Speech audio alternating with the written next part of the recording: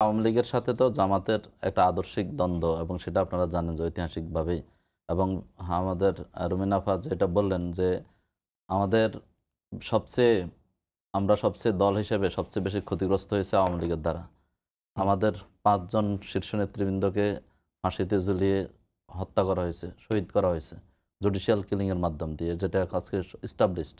এবং ১১ জন, টোটাল ১১ জন নেতৃবৃন্দ, শীর্ষ নেতৃবৃন্দ যাদের প্রথম সারিতে ছিলেন, সবাইকে হয়তো কারাগারে না হলে ফাঁসির মঞ্চে যেতে হয়েছে। এবং ক্রস ফায়ার, গুম, খুন, আমাদের এই ঝিনাইদহে ৩২ জনকে ক্রস ফায়ার দেওয়া হয়েছে এই আনার যে মৃত্যুবরণ করলো হুম, হুম। পরবর্তীতে। এবং এখন পর্যন্ত অলিউল্লাহ মোকাদ্দাস তাদেরকে আমরা কিন্তু খুঁজে পাইনি।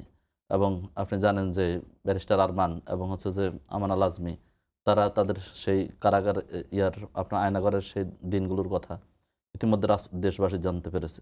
আমরা এমন পরিবেশও আমরা কাটিয়েছি, বিশেষ করে আমরা যেহেতু রাজপথে ছিলাম, আন্দোলনে ছিলাম, ঢাকা বিশ্ববিদ্যালয়ের সভাপতি ছিলাম বা সাবেক নায়ক আমির। তো আমরা একটা রাত যখন আমাদের কেটে যেত তখন মনে হইতো যে আরও একটা রাত বেঁচে গেছে। বা একটা যখন বাড়ি থেকে বের হইতাম, ঘর থেকে বের হইতাম, তখন বাসার সন্তান এবং স্ত্রীদেরকে বা বাসার যারা সদস্য ছিল তাদেরকে বলে যেতাম যে হয়তো আর দেখা হবে না, এটা হতে পারে শেষ দেখা। তাহলে হুম, সেই সময়গুলো আমরা যারা পার করেছি, সেই সময় কিন্তু অনেকে ব্যবসা বাণিজ্য, ব্যাংক, সংসদ সদস্য, অনেকে অনেক জায়গায় অনেক ভূমিকা রেখেছেন।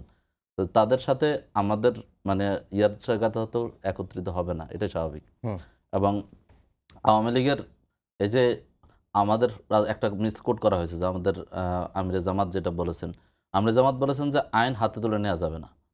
আইন হাতে তুলে নেওয়া যাবে না, আইনকে আইনের গতিতে চলতে দিতে। আমরা অবশ্যই যারা ক্ষতিগ্রস্ত, আমরা দল হিসেবে সবচেয়ে বেশি ক্ষতিগ্রস্ত, সবচেয়ে বেশি নির্যাতিত। কিন্তু আমরা আইন হাতে তুলে নেব না। কিন্তু যারা হচ্ছে যে ক্ষতিগ্রস্ত হয়েছে তারা পরিবার যখন বিচার চাইবে বা আইনের আশ্রয় নিতে চাইবে, আমরা তাদেরকে সহযোগিতা করব। হুম। বিচারের মাধ্যমে তাদের শাস্তি নিশ্চিত করব। তাহলে সেই জায়গাটাকে ভিন্নভাবে কোট করে সেটাকে করা হচ্ছে। আর এখন আপনি দেখেন যে আজকে এই ৫ই আগস্টের পরে নতুন বাংলাদেশে এসে প্রত্যেকটা বিষয়ে যেখানে আওয়ামী লীগের আওয়ামী লীগকে নিষিদ্ধ করার জন্য দাবি জানিয়েছে, তখন বিএনপির অবস্থান কী ছিল? আমরা এটা চাই না, আমরা এটা মানি না। সেখানে যখন এনসিপি এগিয়ে গেছে, জামাত ইসলামী এগিয়ে গেছে, তখন সেটা সাময়িকভাবে মানে কার্যক্রম নিষিদ্ধ করা হয়েছে। কিন্তু বিএনপির অবস্থান ছিল সম্পূর্ণ বিপরীতে। এবার না, বিএনপির অবস্থান অপসারণে বাধা। বিপরীত। বিএনপি আপনি যখন বলেন জামাতকে নিষিদ্ধের করা হচ্ছিল তখনও বিরোধিতা করেছে। বিএনপির না, অবস্থান তো পরিষ্কার যে বিএনপি তারা নির্বাহী আদেশে কোনো দলকেই নিষিদ্ধ চান না, না। আমি বলছি নির্বাহী আদেশে নিষিদ্ধ চান না, কিন্তু হচ্ছে যে যখন এটা জনতার দাবি, যখন হচ্ছে যে আপনার এটা একটা স্বৈরাচার, একটা ফ্যাসিস্ট সরকার যখন এতগুলা মানুষকে খুন করলো, এতগুলা মানুষকে মানে গুম করলো, আয়নাঘর বানালো, এরকম একটা অপরাধী রাষ্ট্র, সে তার গণতান্ত্রিক সংগঠন হিসেবে থাকতে পারে না। হুম। তার কার্যক্রম আপনি এখন যদি আপনি তাকে সেটাই মেনে নেন, তাহলে আপনি এখন মিছিলকে করতে গেলে আপনি বাধা দিবেন কেন? আপনি কোন শর্তে বাধা? এটা গণতন্ত্রের কোন ভাষা? সেটা তো গণতান্ত্রিক হয় না। আপনি কিভাবে সেখানে বলতেছেন যে আমরা বাধা দিচ্ছি, অন্যরা বাধা দিচ্ছে না? তাহলে ওটা তো গণতন্ত্র। সে যদি দল করতে পারে, সে মিছিল করতে পারবে না কেন? কিন্তু আপনি যখন তার কার্যক্রমকে আপনি বাধা নিষিদ্ধ করবেন না, করবেন না, তাহলে আপনাকে তাকে তাকে রাইট দিতে হবে।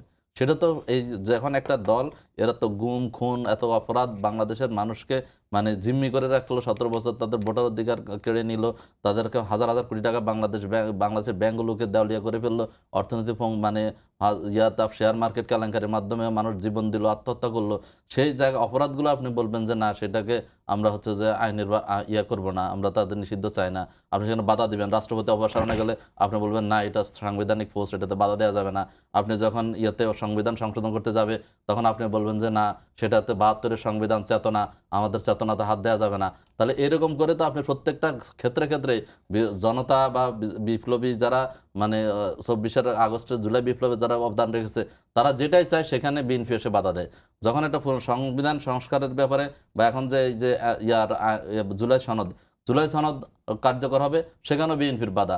বিএনপি হচ্ছে যে আপনাকে কি করবে, মানে হচ্ছে যে ওনারা সংস্কার প্রস্তাবনা দিচ্ছে, কিন্তু সংস্কার করবে কখন? নির্বাচনে আসার ২ বছর পরে। তাহলে আপনি যদি সংস্কার চানই, তাহলে আপনি এখন সংস্কার চাচ্ছেন না কেন? এখন করতে সমস্যা জি। কোথায়? তাহলে এতগুলো মিষ্টি মানে বৈঠক করে হালুয়ার খেয়ে মানে ছবি তুলে কি লাভ হলো? একটা বছর সময় নষ্ট হলো। এরপর আমরা বলতে এর প্রত্যেকটা জাতীয় পার্টি নিষিদ্ধ করতে যাবেন, বিএনপি চায় না।